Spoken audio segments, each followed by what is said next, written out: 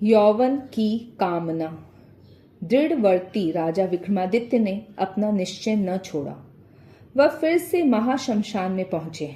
सिरस के वृक्ष से शव को उतारा और उसे कंधे पर डालकर योगी की कुटिया की ओर चल पड़े। कुछ दूर का सफर तो खामोशी से चलता रहा। अंत में शव में स्थित बेताल से चुप न रहा गया। वह बोला, राजन, आप मेरा बोझ उठाए चलते हैं और ऊपर से खामोश हैं। रास्ते का सफर आराम से कटे, इसके लिए मैं आपको एक कथा सुनाता हूँ, सुनिए। प्राचीन समय में शोभावती नामक नगरी में यज्ञ सोम नाम का एक ब्राह्मण रहता था। जब उसका यौवन बीत गया तब 100 मनोरथों के बाद उसकी पत्नी ने एक पुत्र को जन्म दिया। यज्ञ सोम ने उस बालक का नाम देव सोम रखा। देव सोम जब 16 वर्ष का हुआ तो अचानक ज्वर से उसकी मृत्यु हो गई। इस प्रकार बालक की अचानक मृत्यु पर माता पिता बहुत दुखी हुए। वे बालक के शव को आलिंगन में बांधकर विलाप करने लगे। काफी देर तक उन्होंने बालक के शव को आलिंगन में बांधे रखा और शव को दाह क्रिया के लिए नहीं ले जाने दिया। वहां इकट्ठे बड़े बूढ़ों ने उसे बहुत समझाया। तब उसने शव को नहलाया धुलाया, फिर उसे एक पालकी पर रखकर आंसू बहाते तथा रोते पीटते वे बंधु बांधव जो वहां इकट्ठा थे शमशान में ले गए। उस शमशान में कुटिया बनाकर एक बूढ़ा तपस्वी रहता था। अधिक अवस्था और कठोर तपस्या के कारण उसका शरीर अत्यंत कृश हो गया था। उसका नाम वाम शिव था। उसके साथ उसकी कुटिया में एक शिष्य भी रहता था। योगी ने कुछ ही देर पहले उसे भला बुरा कहा था, जिससे वह चिढ़ा हुआ था। वह मूर्ख और दुष्ट था। ध्यान और योग आदि की क्रियाओं में लगे रहने के कारण उसे अहंकार हो गया था। वह भीख में मिले हुए अन्न को खाकर निर्वाह करता था।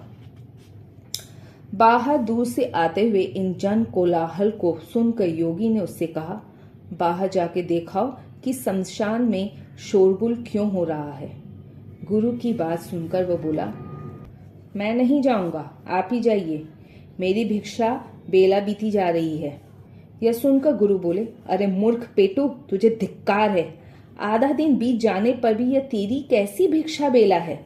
यह सुनकर उस क्रुद्ध और बुरे शिष्य ने तपस्वी से कहा, अरे बुड्ढे, तुझे धिक्कार है। न मैं तेरा शिष्य हूं, न तू मेरा गुरु है। मैं दूसरी जगह जा रहा हूं। तू अपना ये कमंडल संभाल। ये कहकर वह उठा और तपस्वी के सम्मुख दंड कमंडल रखकर वहां से चलता बना। उसके जाने के बाद तपस्वी हंसता हुआ कुटिया से बाहर निकला और वहां आया जहां वह ब्राह्मण बालक दाह क्रम के लिए लाया गया था। वहां उसने देखा कि लोग तरुणाई के द्वार पर खड़े उस बालक के लिए शोक कर रहे थे। बुढ़ापे के कारण क्षीण उस योगी ने उस शरीर में प्रवेश करने का निश्चय किया। यह निश्चय कर वह एकांत में जाके पहले तो जी खोल कर रोया, फिर अंगों के संचालन के साथ शीघ्रता से नाचने लगा। कुछ ही देर बाद यौवन की इच्छा रखने वाले उस सन्यासी ने अपना शरीर छोड़कर योग बल से उस ब्राह्मण पुत्र के शरीर में प्रवेश किया। फिर देखते ही देखते सजाई हुई चिता पर वह ब्राह्मण पुत्र जीवित होकर चंभाई लेता हुआ उठ बैठा। यह देखकर वहां एकत्र सब लोग बोल पड़े, अरे यह तो जीवित हो गया।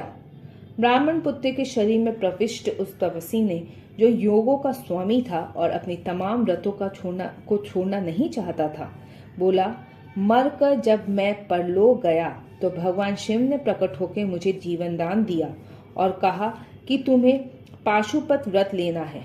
मुझे इसी समय एकांत में जाकर यह व्रत ग्रहण करना है। यदि मैं ऐसा नहीं करूंगा तो जीवित नहीं रहूंगा। इसलिए आप लोग लौट जाइए, मैं भी जा रहा हूं। यह कहकर उस तपस्वी ने, जिसने व्रत का दृढ़ निश्चय कर रखा था, वहां एकत्र हुए हर्ष और शोक से विह्वल सब लोगों को समझा बुझाकर घर लौटा दिया।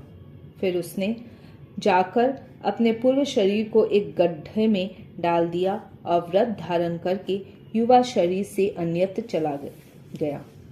विक्रमादित्य को यह कथा सुनाकर बेताल बोला, राजन, अब यह बताएं कि दूसरे शरीर में प्रवेश करने से पहले वह योगी राज क्यों रोया और फिर नाचने क्यों लगा। अगर आपने जानते हुए भी मेरे इस प्रश्न का उत्तर नहीं दिया तो शर्त के अनुसार आपके सिर के टुकड़े टुकड़े हो जाएंगे।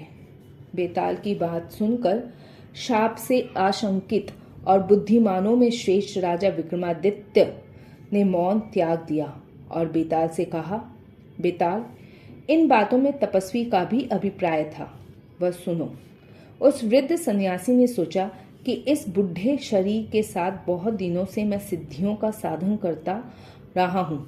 अब मैं इस शरीर का त्याग करने जा रहा हूँ, जिसे माँ बाप ने बचपन में लाड़ प्यार से पाला था। यही सोचकर वह तपस्वी दुखी हुआ और रोया था, क्योंकि शरीर का मोह छोड़ना बहुत कठिन होता है। इसी तरह वह यह सोचकर प्रसन्नता से नाच उठा था कि अब मैं नए शरीर में प्रवेश करूंगा और इससे भी अधिक साधना कर सकूंगा। भला यौवन की कामना कौन नहीं करता। विक्रमादित्य का मौन भंग होते ही बेताल को फिर मौका मिल गया।